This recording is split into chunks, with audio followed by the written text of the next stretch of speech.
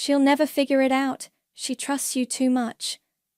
Savannah's voice, a low, confident murmur laced with something that sounded like a chuckle, drifted up the stairs. My hand froze on the banister. I'm Cora, and that was my sister-in-law, Savannah, talking to my husband, Caden. My husband.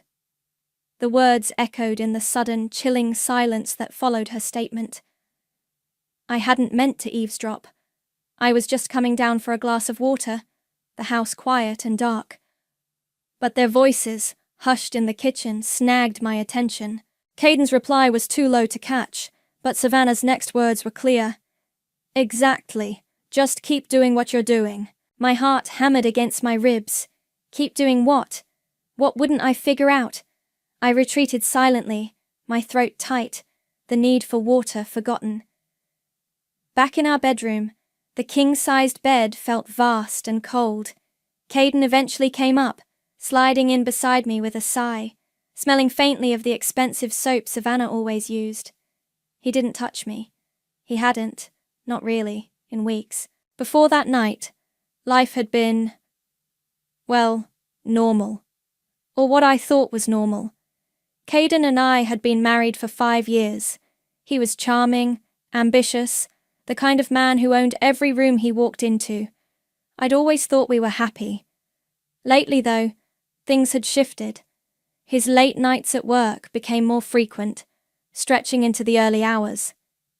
"Big project, babe," he'd say, kissing my forehead, his eyes already distant.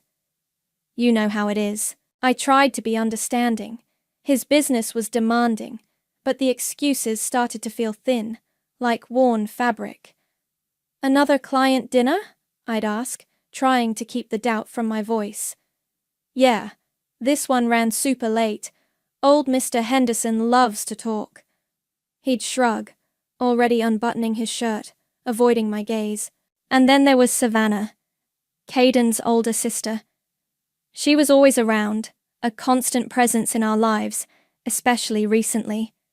She'd pop over unannounced, usually when Caden was working late, her face a mask of sisterly concern.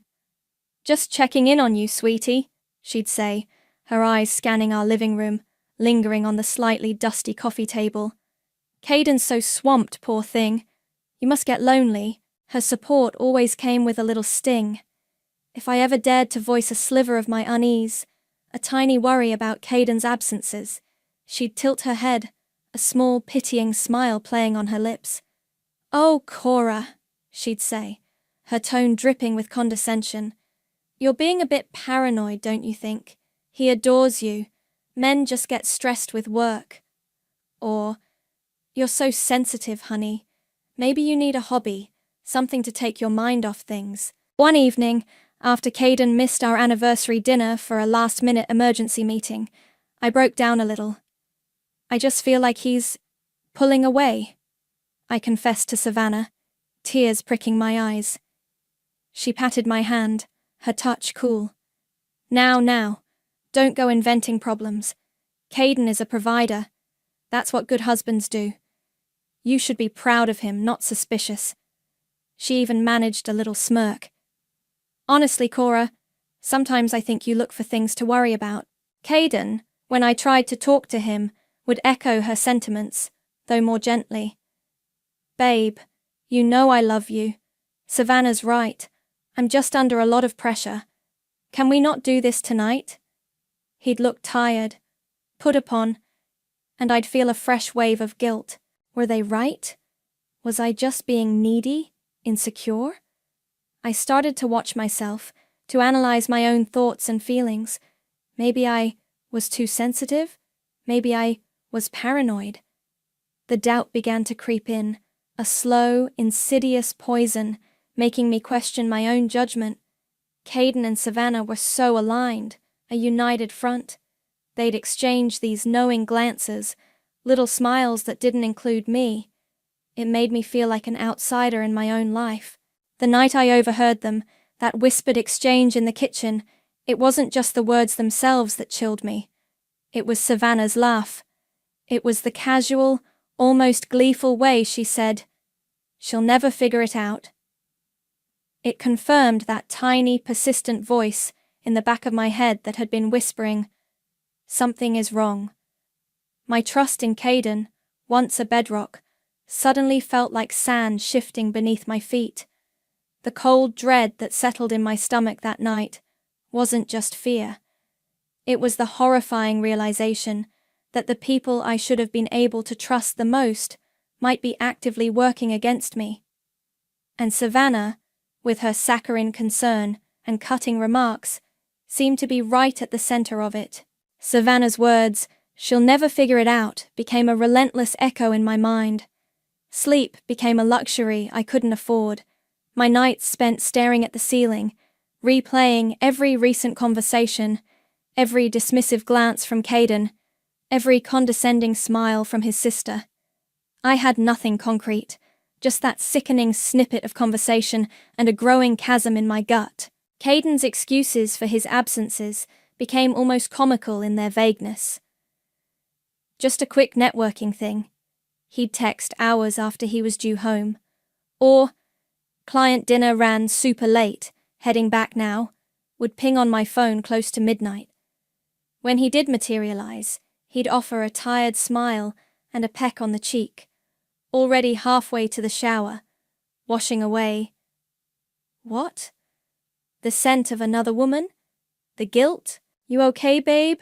he asked one morning, noticing me staring at him as he knotted his tie. "You seem jumpy." "Just tired," I lied, forcing a smile. "Didn't sleep well." "You should try to relax more," he said, patting my shoulder before heading out. "Maybe Savannah can take you out for lunch or something. Get your mind off things." As if on cue, Savannah's visits ramped up. She'd appear at the door with a bright, false cheerfulness, a gourmet coffee in hand for me. "Thought you might need a pick-me-up," she'd chirp, settling onto the sofa like she owned it. Her eyes, though, held that familiar pity. "Poor Cora," she said one afternoon, watching me listlessly flip through a magazine. "You really do need to find a hobby. All this moping around isn't good for you. Or for Caden, for that matter. He worries, you know." "Does he?" I asked, my voice flatter than I intended. "Of course he does. He just wants you to be happy." She paused, then added, "And, you know, less intense about things." The implication hung in the air. Less suspicious, less questioning. I felt a flare of anger, but I swallowed it down. What could I say? I had no proof. Accusing them based on a half-heard sentence would just make me sound unhinged, confirming their narrative that I was paranoid. So, I started looking. When Caden was in the shower, his phone would be on the nightstand. My hands would shake as I picked it up, my heart pounding. But it was always frustratingly clean. Call logs were often empty or showed only calls to his office or Savannah. Texts were bland, generic. "Running late. Pick up milk? Love you?" It was like he knew I might look, or maybe he was just incredibly careful. Or maybe a tiny, hopeful part of me whispered I really was imagining things. But then I'd remember Savannah's laugh, that chilling confidence. "You seem so stressed lately, Cora," Savannah remarked during another check-in. She was examining a framed photo of Caden and me from our honeymoon, a slight frown on her face. "It's not good for your complexion. Maybe you should try yoga. Or meditation." "Maybe," I said, my voice tight. I wanted to scream at her, to demand what she meant, what she and Caden were hiding. Instead, I just felt a wave of despair. I was starting to feel like I was losing my mind, trapped in a fog of suspicion and self-doubt, with Savannah as my ever-present smug tormentor. One Saturday, Caden announced he had to go into the office for a few hours. "Emergency server issue," he said, already dressed in casual clothes that looked more suited for a relaxed brunch than a tech crisis. "On a Saturday?" I asked. "Yeah, sucks, I know. Don't wait up for lunch." He kissed me quickly and left. The house felt suffocating. I paced, restless and agitated. I needed to do something. Anything. I decided to tidy Caden's home office, a space I rarely entered. He always said he liked to keep his work separate. As I dusted his large oak desk, I idly pulled open a deep drawer, one he usually kept locked but had apparently forgotten. It was mostly filled with old files and stationery, but tucked way in the back, almost hidden beneath a stack of outdated financial reports, was a small, sleek jewelry box. It was dark velvet, expensive looking, from a high-end boutique I didn't recognize. Certainly not a place Caden would ever think to shop for me. My breath caught. With trembling fingers, I lifted the lid, empty. My stomach dropped. It wasn't the style he'd ever buy for me. Too modern, too flashy, and it definitely wasn't an anniversary or birthday gift he'd forgotten to give me. Those dates had long passed. A cold certainty washed over me. This box hadn't been for me. So, who was it for? And where was the jewelry now? The empty jewelry box became my silent obsession. I put it back exactly where I found it, deep in Caden's desk drawer, but its image was seared into my brain. It was a tangible piece of something, even if I didn't know what that something was yet. The vague unease I'd been living with sharpened into a specific, gnawing question. Who was he buying expensive jewelry for? I started paying closer attention to our finances, something Caden had always handled with an air of, "Don't worry your pretty little head about it."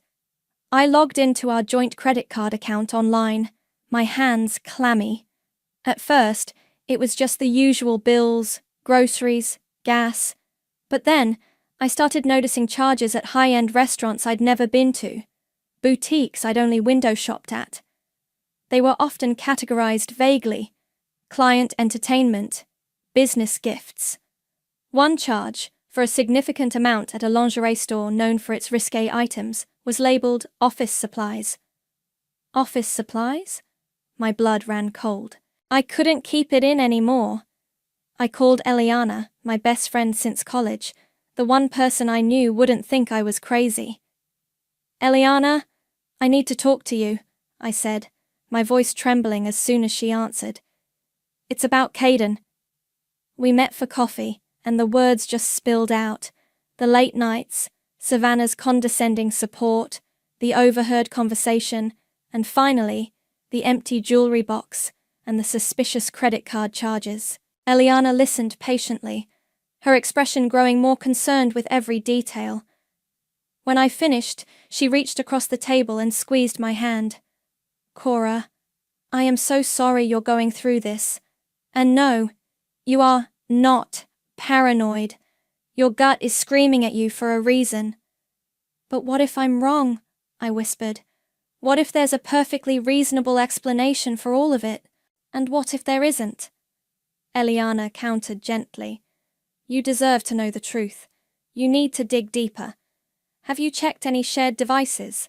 Cloud accounts? Sometimes people get careless." Her words sparked an idea. Caden was always meticulous about his phone, but what about other things? We had a shared family cloud account for photos, mostly of holidays and family gatherings. I hadn't logged into it for ages. That night, after Caden was asleep, snoring softly beside me, I crept out of bed and went to the study. I logged into the cloud account on our old desktop computer. Nothing unusual in the shared folders. Then, on a whim, I checked the linked devices. There was Caden's phone, his work laptop, my phone, and an iPad I didn't recognize. He didn't own an iPad, or so I thought. My heart began to race. Eliana had also mentioned social media. Caden had a Facebook profile, very professional, very curated. But Instagram? He always said it was for kids and influencers. I typed his name into the Instagram search bar. Nothing but his official, rarely used work-related account. Then I tried variations, nicknames, old email addresses. Nothing. I was about to give up when I remembered something Savannah had said months ago, a throwaway comment during one of her visits. She'd been scrolling through her phone, laughing at something. "Oh, just Caden being ridiculous on his secret Insta," she'd said, then quickly changed the subject when I asked what she meant. At the time, I'd dismissed it. Now, it felt like a vital clue. What kind of pseudonym would he use? I thought about his hobbies, his old college nickname. Then it hit me. His prized possession was his vintage sports car, a silver Aston Martin. He jokingly called it his Silver Bullet. I typed Silver Bullet 77 into Instagram. Bingo, a private account. The profile picture was a close-up of a man's hand, wearing a very familiar watch, Caden's, resting on the steering wheel of his car. My breath hitched. I clicked follow request, knowing it was a long shot. Then I remembered Savannah's comment. I went to her public Instagram profile, scrolled through her following list. And there it was, Silver Bullet 77. She was already following him. My hands were shaking so violently I could barely control the mouse. If Savannah was following him, maybe she'd tagged him in something, or he'd tagged her. I clicked on Savannah's photos, scrolling back, looking for any connection. And then I saw it. A group photo from a charity gala a few months prior. Caden was in it, looking dapper, and tagged, almost invisibly small on his shoulder, was Silver Bullet 77. I clicked the tag. Because Savannah was following him, and he was following her back, I could now see his posts. My world tilted. It was filled with photos. Caden laughing, Caden raising a champagne flute, Caden on a beach I didn't recognize. And in almost every picture, he was with another woman, a pretty brunette, younger than me, looking up at him with adoring eyes. They were kissing in one, her arms wrapped around his neck. Another showed them clinking glasses on a restaurant patio, the distinctive logo of one of those expensive restaurants from the credit card statement visible on the menu. And then, the comments. Under a picture of them at a concert, Savannah had written, "You two look so happy." Under another, of them hiking, she'd commented, "Living your best life, bro. So deserved." The woman. I squinted at the screen. She looked vaguely familiar. I racked my brain. Where had I seen her before? Then it clicked. Holly Lowe. She was a junior marketing associate at one of Caden's biggest client companies. Savannah had mentioned her once, months ago, in passing. "That Holly girl is certainly ambitious," she'd sniffed dismissively. "A bit of a climber, if you ask me." The hypocrisy was staggering. The betrayal, a physical blow. My husband was having an affair, and his sister, my supposed confidant, was not only aware of it, but was actively cheering them on. As I sat there, numb, staring at the screen, my phone buzzed with a notification. It was a group text from Savannah to the whole family. "Get ready, everyone," it read, accompanied by a string of festive emojis. "I'm planning a huge family unity barbecue in a few weeks. Time to celebrate family and bring everyone closer. It's going to be epic. Can't wait to see you all there." Family unity. The ultimate sickening mockery. My vision blurred with rage. This barbecue wouldn't be a celebration of unity. It would be their downfall. Savannah's cheerful barbecue announcement, pinging on my phone while the evidence of her duplicity glowed on the screen before me, was like a lit match to a fuse.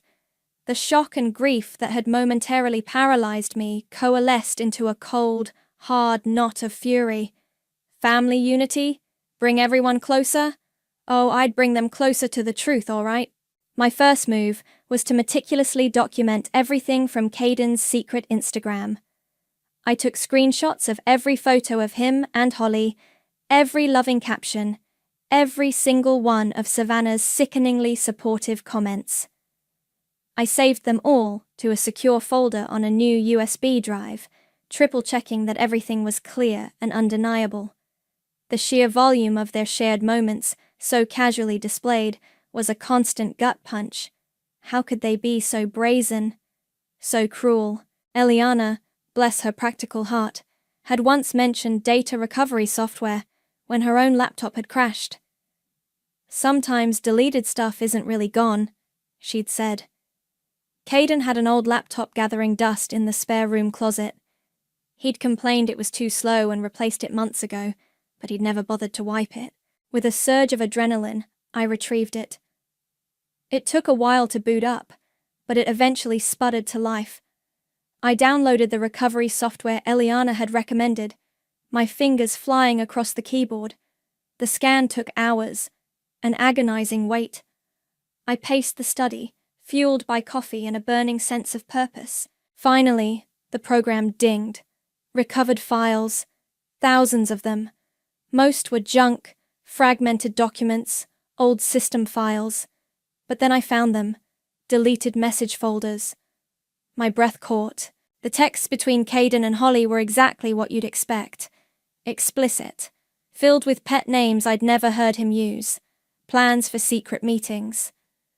"Cora's going to her mother's this weekend. My place?" one read. "Can't wait to see you," Holly had replied, with a string of heart emojis. Each message was a fresh stab of pain, but I pushed through, saving everything. Then I found the messages between Caden and Savannah. This was the real goldmine of deceit. My hands clenched as I read. "Cora's getting suspicious again," Caden had texted Savannah weeks ago. Savannah's reply, "Relax. She's always suspicious. Just tell her it's that big Henderson deal acting up. She'll buy it. She always does. You know how to handle her." Another exchange. Caden, "She asked about the late nights. I said it was the Miller account." Savannah, "Good. Stick to the story. And maybe buy her some cheap flowers. That usually distracts her for a bit. LOL. Lol." She actually typed LOL while coaching her brother on how to lie to me, his wife. There were messages where Savannah actively helped facilitate their meetups. "Mom and Dad want us over for dinner on Friday," Savannah had written. "Tell Cora you have to work late, then you and Holly can have the evening free. I'll cover for you. Say you got called into a last-minute crisis." And then, the messages where Savannah openly mocked me to Caden. "Cora was moping around again today, asking if you still loved her. So dramatic. Honestly, I don't know how you put up with it." Caden's reply, "It's getting harder, but almost there. Just need to sort a few more things out." Sort a few more things out? What did that mean? My eyes scanned further, and then I saw it. A message from Caden to Savannah, sent just a couple of weeks before I found the empty jewelry box. "This whole thing with Cora is draining, but once the new accounts are properly structured and everything's settled, I'm done. I can't keep living this lie. And don't worry, sis, there'll be a significant thank you in it for you for all your unwavering support. You deserve it. A significant thank you. Financial." My mind reeled. Savannah wasn't just a malicious enabler reveling in my distress. She was potentially set to profit from my misery, from the eventual destruction of my marriage. This wasn't just about her sick pleasure in seeing me suffer. It was about greed. They were planning to leave me, but only after Caden had secured his assets, likely hiding them from me, with Savannah as his accomplice and beneficiary. The pieces clicked into place. The vague business expenses, the gifts, the sudden need to restructure accounts.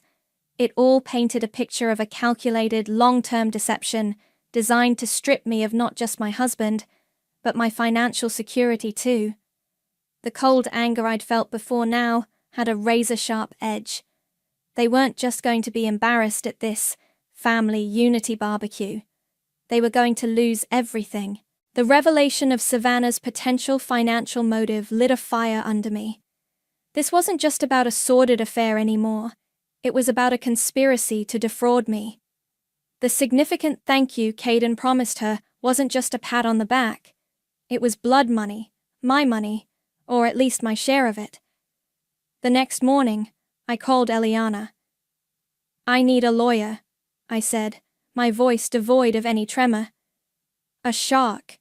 And a forensic accountant. Caden and Savannah are trying to screw me over financially. Eliana, ever resourceful, had names for me by lunchtime. Willie Jordan for the divorce, she said. He's a bulldog, doesn't take any crap. And Lindsay Powell for the finances. She can find a needle in a haystack, even if the haystack is offshore. My first meeting was with Willie. He was a no-nonsense man in his mid-40s with sharp eyes and a sharper suit. I laid out the story, showing him the printouts of the Instagram posts, the damning text messages between Caden and Savannah, and my suspicions about the finances. He listened intently, occasionally nodding. "Classic," he said when I finished. "The sister as the accomplice is a nice touch of scumbaggery. So, what do you want, Cora?" "I want to expose them," I said. "Publicly. At this ridiculous barbecue Savannah is planning. But more than that, I want to make sure Caden doesn't get away with hiding a single cent that's rightfully mine. He's built this empire during our marriage. He always boasted about how complex it was, how I'd never understand it." A bitter smile touched my lips. "He underestimated me." "Good," Willie said, a glint in his eye. "We can work with that. The public exposure is your domain, but the financial side, that's where Lindsay comes in." Lindsay Powell was meticulous, a quiet woman with an astonishing ability to decipher complex financial jargon and untangle deliberately knotted threads. I handed over every piece of financial information I could find. Old tax returns, bank statements Caden had carelessly left lying around, the credit card statements with those suspicious business expenses. "He thinks I'm ignorant about this stuff," I told her. "He always made it sound like rocket science." Lindsay gave a small, knowing smile. "They often do. It's a form of control. Let's see what Mr. Bradley has been up to, shall we?" Over the next couple of weeks, while Savannah was busy sending out cheerful email updates about her family unity barbecue, complete with exclamation points and smiley faces, Lindsay and I were deep in a different kind of planning. Lindsay started digging, and it didn't take long for the irregularities to surface. "Interesting," Lindsay murmured one afternoon, pointing to a series of transactions on her laptop screen. "Significant sums have been funneled from Caden's main business account to a shell corporation. And from there, smaller, regular payments to another account under the guise of consulting fees. Guess whose name is on that second account?" "Savannah," I said, my voice flat. "Bingo," Lindsay confirmed. "It's not just a significant thank you in the future. She's been on the payroll for a while, it seems." The scale of his deception was breathtaking. Hidden accounts, assets systematically moved, all designed to minimize what I would get in a divorce he was clearly planning. He'd been building this financial fortress while simultaneously gaslighting me, making me doubt my sanity, all with his sister's gleeful assistance. The anger was a constant cold burn now, but I learned to compartmentalize. Around Caden and Savannah, I practiced a careful neutrality. I was quiet, perhaps a little withdrawn, which they probably attributed to my moodiness or paranoia. "You feeling okay, Cora?" Caden asked one evening, a flicker of something, concern, or was it wariness, in his eyes. "Just tired," I replied, offering a weak smile. "Looking forward to the barbecue. Some family time will be nice." He seemed to relax. "Yeah, it'll be good." Savannah, too, seemed oblivious. She'd call with updates about the catering, the decorations, the guest list. "It's going to be perfect, Cora, a real show of family strength," she gushed. "I'm sure it will be," I said, my voice carefully bland. The grim satisfaction of knowing what was coming was a powerful motivator. I was no longer the doubting, paranoid wife. I was an architect of a different kind, meticulously laying the groundwork for their spectacular implosion. Then, Lindsay called with her biggest discovery yet. "Cora, you need to see this," she said, her voice unusually urgent. I went to her office immediately. She pulled up a document on her screen. Caden set up an offshore account 3 months ago, Isle of Man, substantial initial deposit. And look who's listed as the secondary beneficiary with rights of survivorship. My eyes found the name, Savannah. The amount was staggering, enough to ensure a very comfortable life for both of them, far away from any claims I might make. This was the settling Caden had referred to in his text to Savannah. This was their endgame. He really thought he could get away with it, I whispered, a chilling calm settling over me. Lindsay nodded. He almost did. Almost. The word hung in the air. He hadn't counted on me. He hadn't counted on the wife he dismissed as too sensitive, too ignorant, too trusting. He hadn't counted on her sharpening an axe. The week of the family unity barbecue arrived with a suffocating sense of inevitability. Savannah was in her absolute element, a whirlwind of self-importance, barking orders about table arrangements and playlist choices. Her smugness was a palpable force, radiating off her in waves. Every time she looked at me, it was with that familiar blend of pity and superiority. "Cora, sweetie, are you going to help with the potato salad? Or just stand there looking glum?" She called out from the kitchen 2 days before the event, where she was supervising her mother, Michaela, and a reluctant aunt. "Just contemplating the joyous family spirit," I replied, my voice smooth as glass. I even managed a small, serene smile. It seemed to unnerve her, just for a second. Her perfectly plucked eyebrows drew together. "Well, try to put on a happy face for the actual party, okay? We want everyone to feel welcome and positive, especially Caden. He's been so stressed." "Of course, Savannah," I said. "Wouldn't dream of spoiling your perfect day." My calmness, this new, almost detached serenity I wore like a shield, was my best defense. Inside, I was a coiled spring of controlled fury and anticipation, but on the surface, I was the picture of compliance.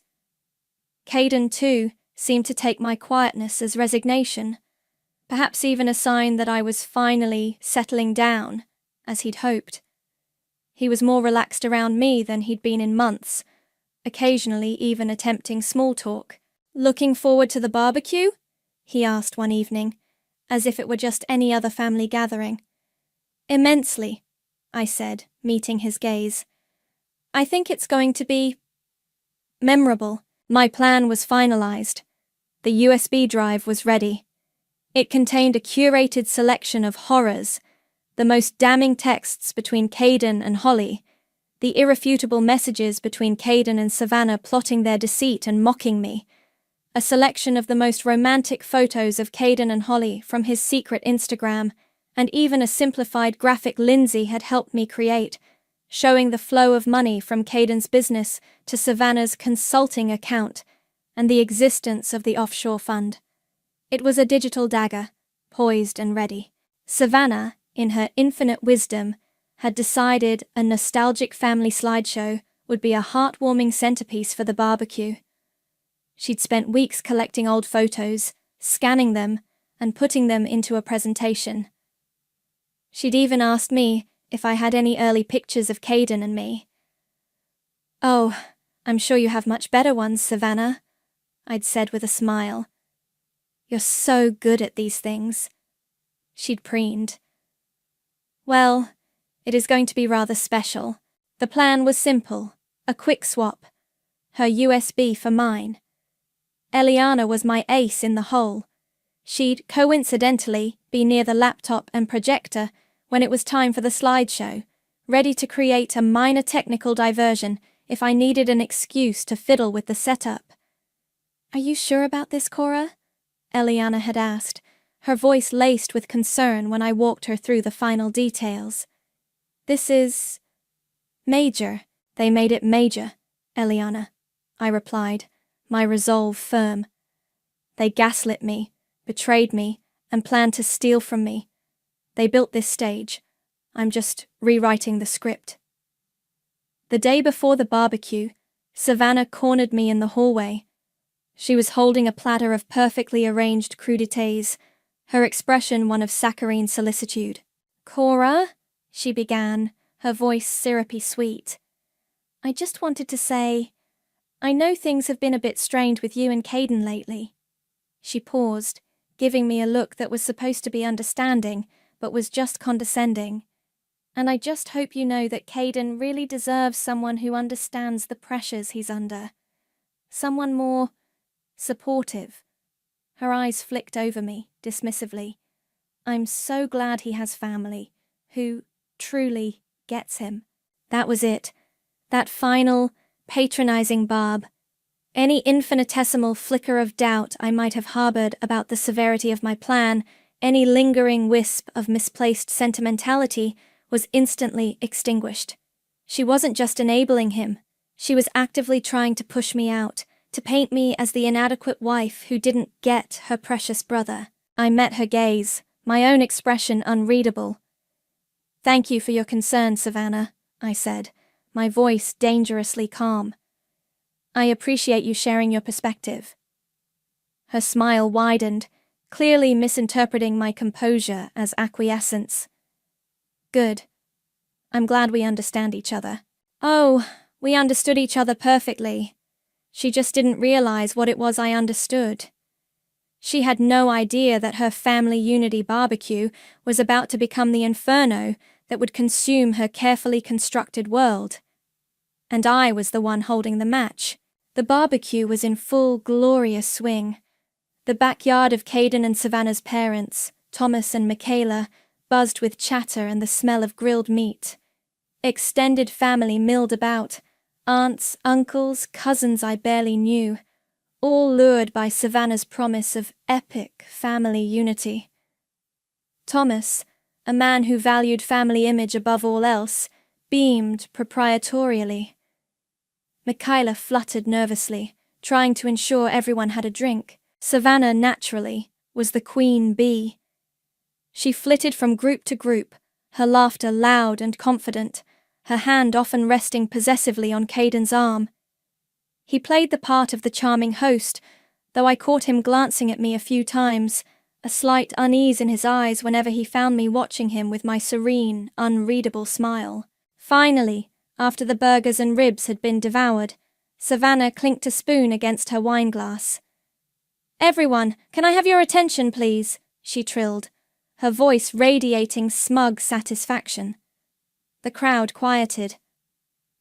As you all know, family is the most important thing. It's about loyalty, support, and sticking together through thick and thin. She paused, glancing meaningfully at Caden, then shot a quick, pitying look in my direction. So, to celebrate our wonderful united family, I've put together a little trip down memory lane. This was it. My heart hammered, a frantic bird against my ribs, but my hands were steady. Cora, sweetie, could you give me a hand with the laptop? Savannah called, gesturing towards the table where the projector was set up. My nails are still wet. Perfect. I walked over, Eliana subtly positioning herself nearby, feigning interest in a bowl of dip. Of course, Savannah, I said, my voice calm. As Savannah fussed with the projector screen, I leaned over the laptop. Her USB drive, a garish pink thing, was already plugged in. With a swift, practiced movement, hidden by the angle of the laptop screen, I swapped it with my own plain silver one. It took less than 2 seconds. There we go! Savannah announced triumphantly, dimming the patio lights. Get ready for some nostalgia! The screen flickered to life. The first image was not, as expected, a grainy photo of a baby Savannah or a young Caden. Instead, bold white text appeared on a black background. Cora's just so needy. You're a breath of fresh air. Caden to Holly. A collective gasp rippled through the crowd.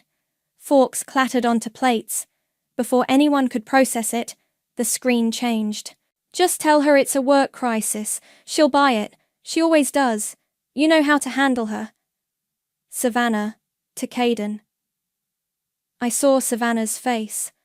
Her smile froze, then melted into an expression of pure, unadulterated horror. Caden went pale, his eyes wide with disbelief, Then came the photos. Caden and Holly, laughing intimately at a candlelit dinner. Caden and Holly, kissing passionately on a sun-drenched beach. Caden and Holly, her hand resting possessively on his chest, both of them beaming. The sentimental music Savannah had chosen for her slideshow abruptly cut out, replaced by a stunned, suffocating silence. Then, screenshots of Savannah's Instagram comments, projected large for everyone to see. "You two look so happy," under a picture of Caden and Holly. "Living your best life, bro. So deserved." Michaela let out a choked sob, her hand flying to her mouth. Thomas's face was turning a dangerous shade of purple. Before the murmurs could erupt into full-blown chaos, I stepped forward, my voice clear and steady, amplified slightly by the microphone Savannah had intended for her gushing speech. "For months," I began, my gaze sweeping over the stunned faces, landing finally on Caden and Savannah.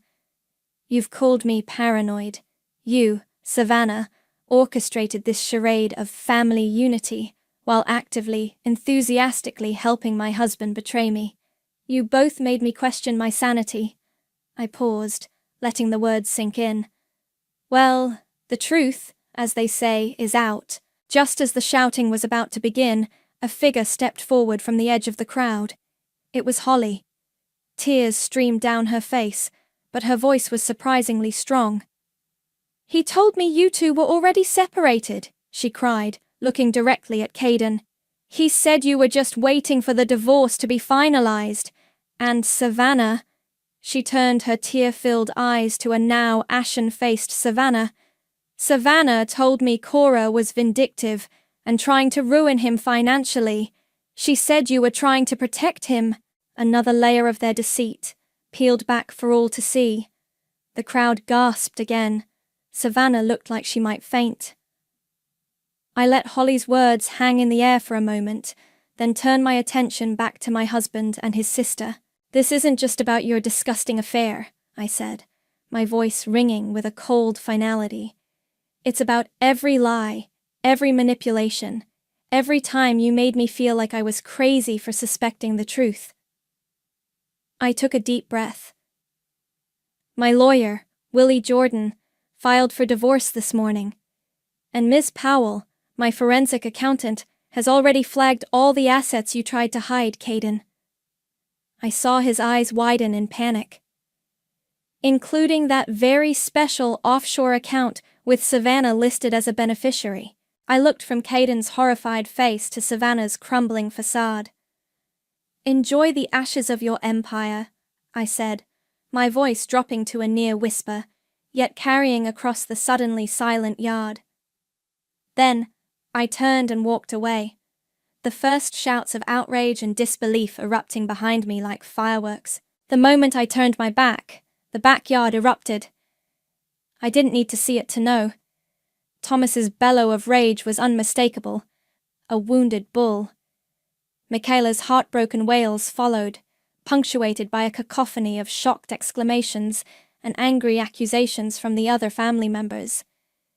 I kept walking, Eliana falling into step beside me as we reached the street, her hand a comforting presence on my arm. "You okay?" she asked, her voice soft. "Better than okay," I said, and was surprised to find it was true. A strange lightness filled me. The weight of months of suspicion and self-doubt finally lifted. Let them sort through their own mess. The fallout, as Eliana relayed to me in snippets over the following days, was biblical. Thomas apparently read Caden and Savannah the riot act in front of everyone, his face crimson, veins bulging. Michaela was inconsolable, torn between her children's disgrace and her own humiliation. Many relatives, disgusted by the public display of deceit, offered me quiet words of support as they hastily departed the Unity barbecue, leaving Caden and Savannah to face the full force of their parents' fury alone. They became instant pariahs in their own family circle. The legal battle, which I had braced myself for, turned out to be surprisingly swift, though undeniably grueling. Willie Jordan, my bulldog lawyer, lived up to his reputation. Armed with Lindsay Powell's meticulous forensic accounting and the mountain of evidence I'd gathered, including Holly's willing testimony, as she was furious at being so thoroughly duped, Caden's attempts to hide assets crumbled. He tried to claim the offshore account was a misunderstanding, a long-term family investment fund, Willie told me after one particularly contentious mediation session, a smirk playing on his lips. Lindsay ripped that argument to shreds in about 5 minutes, showed the direct transfers, Savannah's beneficiary status, the whole 9 yards. Their lawyer looked like he wanted the ground to swallow him. Caden fought, of course. He tried to paint me as vindictive, unstable, the very narrative he and Savannah had so carefully crafted. But the evidence was irrefutable. The texts, the photos, the financial trails, they told a clear story of calculated betrayal and attempted fraud. He lost. Big time. He didn't lose everything, but a significant portion of his empire, built during our marriage, was rightfully awarded to me. His reputation, both personally and professionally, was in tatters. Deals fell through. Business partners distanced themselves. Savannah faced her own reckoning. The social ostracization was immediate and brutal. Her carefully curated image of the perfect daughter, sister, and family linchpin was shattered. Whispers followed her everywhere. There were even rumblings of potential legal trouble for her role in attempting to conceal marital assets, though Willie advised that proving criminal intent would be difficult. Still, the threat hung over her. Her consulting fees dried up instantly. I sold the marital home, the one filled with too many ghosts of lies and whispers. The proceeds, combined with my settlement, gave me a solid foundation. I didn't want anything that felt tainted by him, by them. I found a small apartment in a different part of the city, bright and airy, a blank canvas.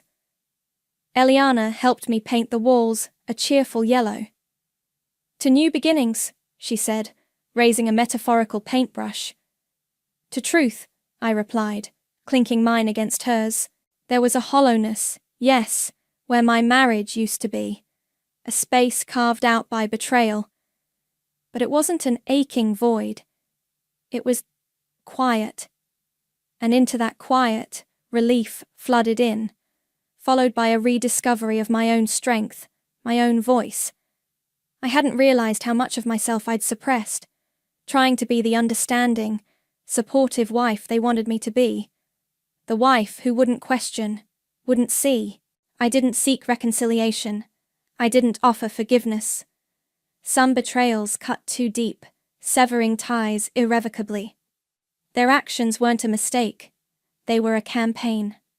One evening, not long after the divorce was finalized, Eliana called.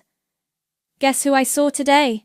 she said, a note of amusement in her voice. "Who?" "Caden, at that little coffee shop near my office. He looked rough, like he hadn't slept in weeks. Ordered a regular coffee, black, complained about the price.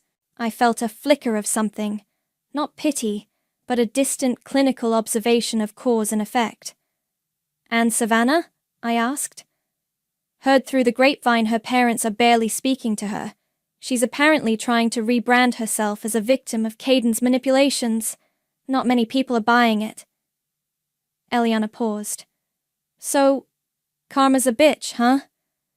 A small quiet smile touched my lips. Sometimes she just delivers the mail.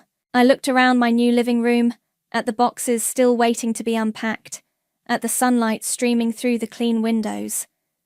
The pain of what they did would likely always be a part of my story, a scar that wouldn't completely fade. But it no longer defined me. Destroying their world, their lies, their carefully constructed facade. It hadn't been about the sheer pleasure of revenge, not entirely. It had been about reclaiming my truth, my sanity, my life. It was about choosing myself when they had so clearly, so cruelly, chosen to discard me. And in that choice, I found a strength I never knew I possessed. The real unity, I realized, began with being true to oneself.